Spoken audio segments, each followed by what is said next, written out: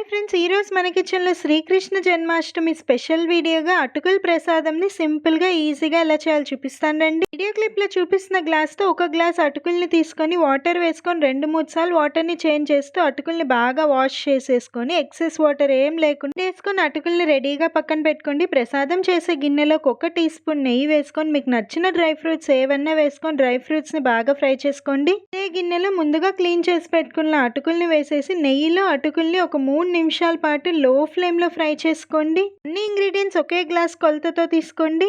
ఒక glass అటుకులకి already కాచిన పాలు 2 గ్లాసుల వరకు వేసుకుంటున్నాను. మీడియం ఫ్లేమ్లో ఉడికించుకోండి. 5 నిమిషాల్లోనే పాలల్లో అటుకులు సాఫ్ట్గా ఉడికిపోతాయి. 1/4 గ్లాస్ పంచదార, 2 ఇలాచి దంచి వేసుకుంటున్నాను. 10 నిమిషాల పాటు మీడియం ఫ్లేమ్లో ఉడికించుకుంటే బిగినర్స్ కూడా ఈజీగా చేయగలిగే simple and tasty Srikrishna Janmashtami అటుకుల ప్రసాదం రెడీ. చల్లారాక చిక్కబడిపోతుంది. నచ్చితే లైక్ చేసి సబ్స్క్రైబ్ చేయండి.